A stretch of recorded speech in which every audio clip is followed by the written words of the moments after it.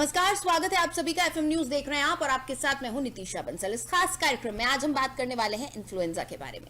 दरअसल एक रिसर्च सामने आई है। शोधकर्ताओं के अनुसार, वैज्ञानिकों के अनुसार, मॉनसून के बाद हर साल फैलता है इन्फ्लुएंजा। और ये इन्फ्लुएंजा इस कदर फैलता है कि अब तक 15 सालों में 284 बार इन्फ्लुएंजा फैल चुका है। और इन्फ्लुएंजा के अलग अलग प्रकार हैं, अलग अलग इसके वेरिएंट्स है वायरस के, जो हर बार देश में फैलते हैं।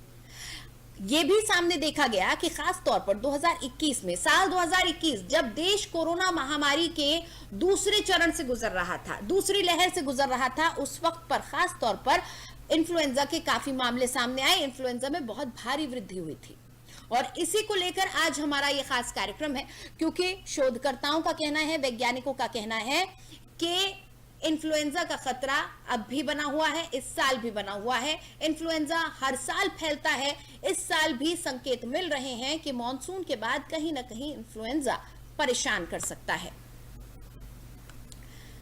जिस तरह से हम आपको दिखा रहे हैं, लोग लगातार बीमार हो रहे हैं। और इन्फ्लुएंजा की अगर बात करें तो इन्फ्लुएंजा में खास तौर पर लोग सर्दी, जुकाम, बुखार, सिर दर्द की दिक्कतों से गुजरते हैं। अक्सर लोगों को ये लगता है कि ये महज सर्दी, जुकाम, बुखार है, लेकिन उसके बाद समझ में आता है कि ये इन्फ्लुएंजा है। इन्फ्लुएंजा कई मामलों में जानलेवा भी साबित हो जाता है। आपको बता दें कि इन्फ्लुएंजा ज्यादातर पशु पक्षियों से फैलता है, पक्षियों से फैलता है। जितने भी जंगली पक्षी हैं, पोल्ट्री फार्म से भी इन्फ्लुएंजा फैलता है। जो माइग्रेटरी बर्ड्स हैं, उनसे भी ये इन्फ्लुएंजा वायरस फैलता है।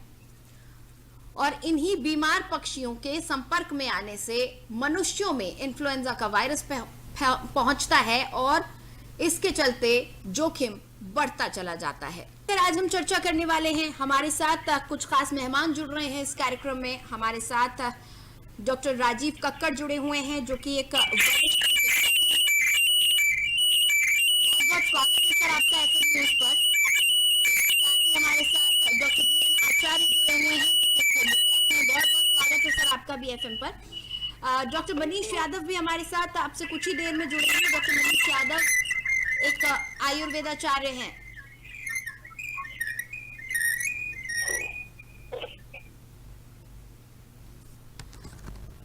तो फिलहाल हम डॉक्टर राजीव कक्कड़ और डॉक्टर बीएन आचार्य के साथ इस कार्यक्रम की शुरुआत करेंगे। सबसे पहले डॉक्टर राजीव कक्कड़, मैं आपके पास आऊंगी।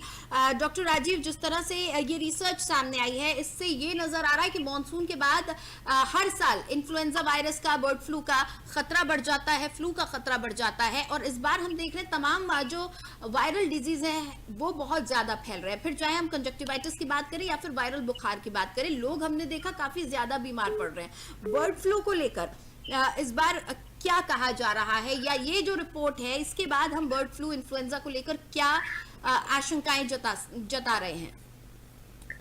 बिल्कुल सही कहा है कि जब भी ये मौसम बदलता है, स्पेशली बरसात के बाद में, और जब ठंडी की शुरुआत होती है, चाहे वो फरवरी के से लेकर के अभी इस मौसम से लेकर के बरसात से लेकर फरवरी तक मैक्सिमम वायरल मल्टीप्लिकेशन होता है। ये मौसम, जो तापमान होता है, जो वायुमंडल में चेंजेस होते हैं, जो टेम्परेचर फॉल करता है, इस समय वायरल मल्टीप्लिकेशन काफी बढ़ जाता है। और फ्लू इन्फेक्शन, जो कि फ्लू 3 तरह का होता है, A, B, C, जिसमें एक काफी भयानक होता है। ये बर्ड्स के ही बीच में रहता है। बर्ड से जब ह्यूमन में आता है तो यहाँ पे हम लोगों को जो वायरल इन्फेक्शन होता है वो बढ़ जाता है। कभी कभी ये जो फ्लू होता है ये पिग में भी चला जाता है। पिग में मल्टीप्लिकेशन होता है और पिग से जो इन्फ्लुएंजा ए वायरस जब ह्यूमन में आता है वो डेडली होता है। उसका इफेक्ट लंग्स में होता है और दोनों लंग्स बेकार हो जाते हैं। आईसीयू एडमिशन या वेंटिलेटर की जरूरत पड़ती है और निमोनिया हम लोग को डेवलप होता है। अमूमन जो माइल्ड केसेस होते हैं उसके जो सिम्टम्स होते हैं वो कफ, कोल्ड होता है, हल्की सी गले में खराश या खांसी आती है, बुखार होता है, बदन में दर्द होता है। ये अमूमन 5-7 दिन के अंदर चीजें खत्म हो जाती है। लेकिन जिस तरह से पिछले काफी दशक में, जैसा कि आपने कहा है कि 2006 से लेकर 2021 तक करीब 16 साल में 284 टाइम्स ये इन्फ्लुएंजा आया, इन डिफरेंट फॉर्म में आया। और जो उसके बाद में जब ये 2016 से 2024 तक आया, 23 तक आया है, जो हम लोग के बीच में 5 साल में करीब इसके 57 टाइम्स के इस तरह के डिफरेंट टाइप के वायरस हुए। जो वायरल ए होता है, जो इन्फ्लुएंजा ए वायरस होता है, जब ये म्यूटेट करता है जो H2N3 की तरह है जो आजकल हो रहा है वो बहुत डेडली होता है। उसके इन्फेक्शंस में हम लोग के लंग्स प्रभावित होते हैं, एटिपिकल निमोनिया डेवलप होता है, ऑक्सीजन फॉल कर जाता है, ऑक्सीजन डेफिशिएंसी हो जाती है। ऑक्सीजन देने के बावजूद ऑक्सीजन इंप्रूव नहीं करती। उसका कारण ये है कि लंग के अंदर जो झिल्ली होती है जिसके अंदर ऑक्सीजन जा करके डिफ्यूज करके ब्लड में जाती है, वो झिल्ली मोटी हो जाती है और वो हम लोग को ऑक्सीजन डेफिशिएंसी हो जाती है। ये एक आदमी से दूसरे आदमी, बर्ड से, स्पेशली जो माइग्रेटिंग बर्ड्स हैं, जो वाइल्ड बर्ड्स होती हैं, उनसे ह्यूमन में जल्दी आता है। वो लोग जो कि पोल्ट्री फॉर्म पे वर्क कर रहे होते हैं और जो हम लोग डायरेक्ट हाथ से टच करके इसको हैंडल करते हैं, और इनहेलेशन से जो एक आदमी से दूसरे आदमी और बर्ड से आदमियों में संपर्क में आता है, इस तरह का इसका स्प्रेड होता है। अगर इसको हम लोग कंट्रोल नहीं करेंगे तो एक भयानक, जिस तरह पिछले समय हम लोगों ने देखा कि इन्फ्लुएंजा किस तरह से बढ़ा है, उसका अगर प्रिवेंशन नहीं करेंगे तो ये एक हम लोग को कम्युनिटी में बहुत तेजी से फैल जाता है। ठीक है डॉक्टर राजीव कक्कड़, जब हम इन्फ्लुएंजा की बात करते हैं तो इन्फ्लुएंजा में हमने कई सारे वेरिएंट्स देखे हैं। ये वेरिएंट्स क्या है? H5N1 का नाम भी आता है, इसी तरह से और वेरिएंट्स भी बताए गए हैं। ये कैसे एक दूसरे से अलग हैं? बिल्कुल आपने सही कहा। जैसे कि अभी हमने आपको बताया, इन्फ्लुएंजा वायरस एक आरएनए वायरस होता है। पिछले दशक में पिछले समय हम लोगों ने देखा कि कोविड आया, ये सारे वायरल इन्फेक्शन है, आरएनए वायरस है। ये डिफरेंट फॉर्म पे जब म्यूटेट करते हैं, जैसा हमने बताया कि इन्फ्लुएंजा वायरस होता है वो 3 तरह का होता है, A, B, C।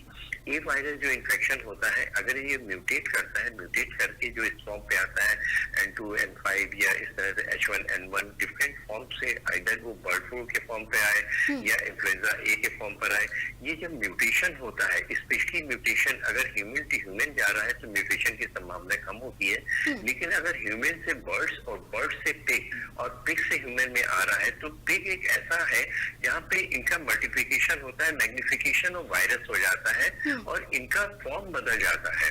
इसीलिए हर साल जो हम लोग इन्फ्लुएंजा वैक्सीन देते हैं, हर साल उसका एक फॉर्म बदल करके देते हैं। हर साल हम लोग उन पेशेंट को देते हैं जो कि इम्यूनो डेफिशिएंट होते हैं, जो प्रोन होते हैं इन्फेक्शन के लिए, जो प्रेग्नेंट वुमेन होते हैं, जो सांस के पेशेंट होते हैं, COPD के पेशेंट होते हैं, हार्ट के पेशेंट होते हैं, जो डिफरेंट ऑर्गन के जिनको ट्रांसप्लांट हुआ है या इम्यूनो सप्रेसेंट पर होते हैं, उनको इस तरह की वैक्सीन देते हैं जिस तरह से, जिससे कि इनके अगेंस्ट, इन्फ्लुएंजा के अगेंस्ट इम्यूनिटी डेवलप हो और स्पेसिफिक जो उस पर्टिकुलर सीजन में इन्फ्लुएंजा हो रहा है उसको भी कवर करा जा सके, चाहे वो बर्ड फ्लू के फॉर्म पे हो, H1N1 हो या डिफरेंट फॉर्म के जो वायरसेस हो, उनको हम लोग कंट्रोल कर सकें।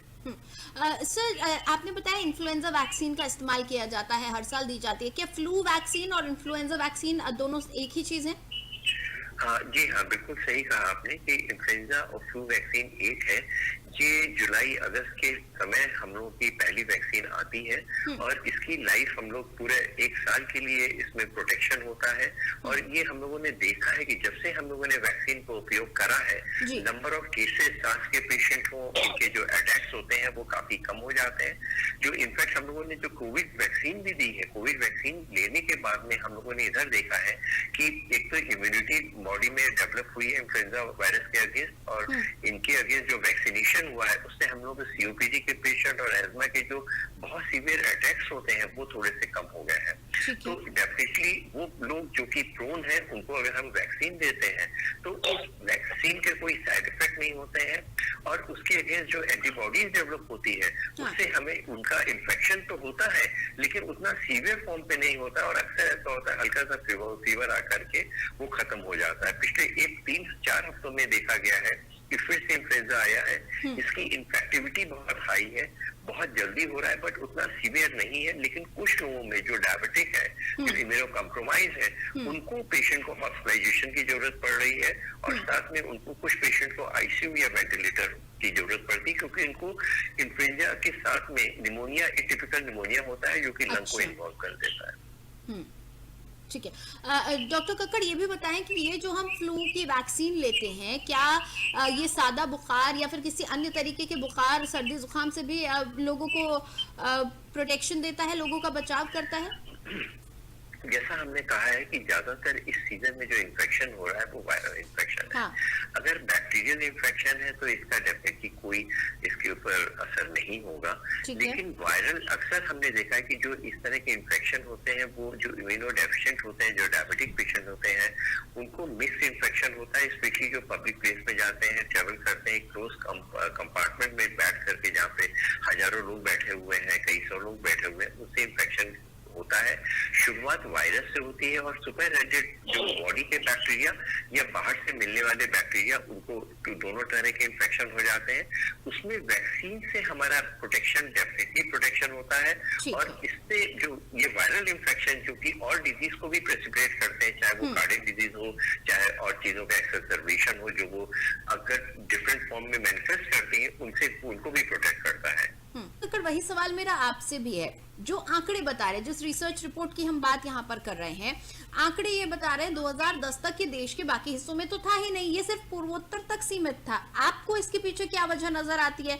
क्योंकि अगर माइग्रेटरी बर्ड्स हैं वो तो पूरे देश भर में अलग अलग क्षेत्रों में आती जाती हैं, वो सिर्फ पूर्वोत्तर तक सीमित नहीं थी। और रही बात नॉनवेज खाने की, तो नॉनवेज भी पूरे देश भर में खाया जाता है, लोग खाते हैं, पोल्ट्री फार्म्स भी देश भर में है। तो फिर 2010 के बाद ऐसा क्या बदलाव हुआ हो सकता है कि पूर्वोत्तर तक सीमित एक बीमारी देश के बाकी हिस्सों में भी बढ़ चढ़कर नजर आने लगी, संक्रमण बहुत ज्यादा तादाद में फैलने लगा? जी, बिल्कुल सही कहा आपने। देखिए, दो तीन चीजें हैं जो इसका मुख्य कारण है। पहला कारण वायुमंडल में होने वाला परिवर्तन, दूसरा कारण पोल्यूशन। जब भी पोल्यूशन होता है तो जो माइग्रेटिंग बर्ड्स होती हैं, उनकी वैरायटी, वो माइग्रेटिंग बर्ड्स का जगह बदल जाती है, प्लेसेस बदल जाती है। वो एक जगह से दूसरी जगह कौन सी बर्ड्स, किस वैरायटी की बर्ड जो जिस समय उन राज्यों में आ रही थी, वो धीरे धीरे माइग्रेट करके डिफरेंट प्लेस, इंडिया के डिफरेंट प्लेसेस में आने लगी। आपने एक बीच में देखा जिस समय पोल्यूशन बहुत ज्यादा था, तो कुछ जगह बताया गया कि यहाँ हर साल जो बर्ड्स आती थी, आना उन्होंने बंद कर दिया, उन्होंने अपनी जगह बदल दी। वायुमंडल के पोल्यूशन जब भी परिवर्तन होता है, तो आप देखिए जो माइग्रेटिंग बर्ड्स का एक डिफरेंट, एक पूरे उनका एक डिफरेंट मैग्नेटिक फील्ड से आती है, और जो वायुमंडल पोल्यूशन की वजह से उनके डायरेक्शन बदल जाता है, उनका ड्यूरेशन बदल जाता है, उनका सीजन बदल जाता है। जो होने वाला वायुमंडल पोल्यूशन, वायुमंडल परिवर्तन एक इसका मुख्य कारण है, जो बर्ड्स को जगह बदलने से और उनकी वैरायटी बदलने से ये बर्ड्स वहां पे चली जाती है, पहला कारण। दूसरा कारण कि अब हम लोग का मूवमेंट काफी चेंज हो गया है। पहले जो लोग वहां के थे, जो उस एरिया के थे, वो उतना उनका मूवमेंट नहीं होता है। अब हम लोग का कम्युनिकेशन बेटर हो गया है, ट्रांसपोर्टेशन बेटर हो गया है, बिजनेस बेटर हो गया है, तो लोगों का मूवमेंट बहुत फास्ट, बहुत कम समय पे लोग एक जगह से दूसरी जगह पे आने लग गए हैं, चाहे वो बिजनेस के लिए, चाहे वो एजुकेशन के लिए। तो वो जो इन्फेक्शन एक जगह से दूसरी जगह हो रहा है, वो डायरेक्ट हम लोगों के द्वारा वहां पे हो रहा है। उसके अलावा जो मीट है, जो नॉनवेज है, वो पहले एक ही जगह लोकलाइज होता था। अब जहाँ पे जो चीज ज्यादा हो रही है, वो स्टोर करके दूसरे प्लेसेस में जाकर के पहुंच रहा है। और ये बात, इसमें कोई दो राय नहीं है कि क्वालिटी कंट्रोल फूड में उतना अच्छा नहीं है, उनकी टेस्टिंग उतनी अच्छी नहीं है, गवर्नमेंट के रिस्ट्रिक्शन उस चीजों में नहीं है कि क्या चीज हम खा रहे हैं। कोई भी एनिमल काट करके हम लोग खा लेते हैं और उस बात को देखते नहीं है कि वो मरा हुआ, पहले से 2 दिन पहले उसकी डेथ हो गई है, उसके अंदर कोई इन्फेक्शन है कि नहीं है। ये टेस्टिंग की फैसिलिटीज न होने से ये, और दूसरा जैसा डॉक्टर साहब ने कहा है, बहुत बड़ी चीज है कि लाइफ स्टाइल, आपकी इम्यूनिटी, आप इन्फेक्शन, कोई भी चीज इन्फेक्शन होता है वो 2 चीजों में डिपेंड करता है। वो जो बैक्टीरिया या वायरस का कंसंट्रेशन उस पर्टिकुलर एरिया में या वह जगह पे कितना है, और आपका डिफेंस सिस्टम, जिसको हम इम्यूनिटी कहते हैं, वो कितना है। इस समय लाइफ स्टाइल हम लोग की फर्क हो गई है, मूवमेंट फर्क हो गया है। हम लोगों को जंक फूड खाना होता है, हम लोग वो खाना खाते हैं जो कि इन्फ्लेमेटरी डाइट है। इन्फ्लेमेटरी डाइट उस डाइट को कहते हैं जो हमें न्यूट्रिशन ज्यादा ना देके, हमारे बॉडी में रेजिस्टेंस ना प्रोड्यूस करके बॉडी को डैमेज करता है, स्पेशली जिसमें प्रिजर्वेटिव पड़े होते हैं, जिसमें एक्सपायरी होते हैं, टिन फूड होते हैं, जिसमें कलर ज्यादा पड़े होते हैं, जो प्रोसेस फूड होते हैं, जिसमें मैदा ज्यादा होती है, वो चीजें हम लोग की इम्यूनिटी कम करती है। Doctor Kakkar, frozen non veg items भी आजकल बाजार में उपलब्ध हैं, जो कैंड भी होते हैं, अदरवाइज फ्रोजन आपके तमाम तरीके के जो बर्ड्स हैं, एनिमल्स हैं, ये फ्रोजन भी अब मिलने लगे हैं बाजारों में। जी, बिल्कुल सही कहा है। देखिए, अगर कोई बहुत अच्छी कंपनी का है तो वहाँ पे एक प्रॉपर टेस्टिंग की फैसिलिटीज होती है। वो टेस्ट करा गया है कि नहीं करा है, इस बात पे डिपेंड करता है। और कोई भी चीज, किसी भी चीज को फ्रेश खाना और उस चीज को प्रिजर्वेटिव के साथ में एक टिन में बंद करके खाने में बहुत ठीक। फर्क होता है। और आप उसको जब लेकर आए, कितने दिनों तक लेकर आए हैं, उसकी एक्सपायरी हम लोग देख रहे हैं कि नहीं देख रहे हैं, उसका प्रोसेस कैसा हुआ और कितनी बार आप घर पे उसको गर्म करते हैं, ठंडा करते हैं, कहाँ रख रहे हैं, उसको प्रॉपर जो कोल्ड चेन है वो आपने मेंटेन करी है कि नहीं करी है। कंपनी ने तो ठीक बना है। के कोल्ड में रखा, लेकिन रास्ते में लाइट नहीं है, वो ऐसे ही स्टेशन पे या एयरपोर्ट में ऐसे ही पड़ा रहा, काफी हफ्तों तक पड़ा रहा, उसको कोई क्लेम करने वाला नहीं रहा। तो जब आपके हैंड में, जो कंज्यूमर के पास पहुंच चुका होता है, तो वो काफी कुछ उसमें मॉडिफिकेशन हो चुका ठीक है। होगा, वो सड़ गया होता है, उसमें कोई केमिकल रिएक्शन हो चुके होते हैं। ये सारी चीजें हम लोग पे इसमें काउंट करती हैं। ठीक है, चलिए बहुत बहुत शुक्रिया डॉक्टर बीएन आचार्य हमारे साथ जुड़ने के लिए। डॉक्टर राजीव कक्कड़, बहुत धन्यवाद इस चर्चा में शामिल होने के लिए। समय इतने की ही इजाजत देता है। बहरहाल इन्फ्लुएंजा को लेकर ये रिसर्च सामने आई है कि बीते 15 सालों में 2006 से 2021 के बीच 15 सालों में इन्फ्लुएंजा देश में 284 बार दस्तक दे चुका है और इसके अलग अलग वेरिएंट्स इन 15 सालों में देश में लोगों को बीमार कर चुके हैं। ऐसे में इस बार भी मॉनसून के बाद इन्फ्लुएंजा के फैलने का खतरा बना हुआ है। खासतौर पर देखा जा रहा है इस बार वायरल डिसीजेस ज्यादा फैल रहे हैं, इसलिए आपको और हमको सतर्क रहने की बहुत जरूरत है। बहरहाल फिलहाल इस खास पेशकश में इतना ही।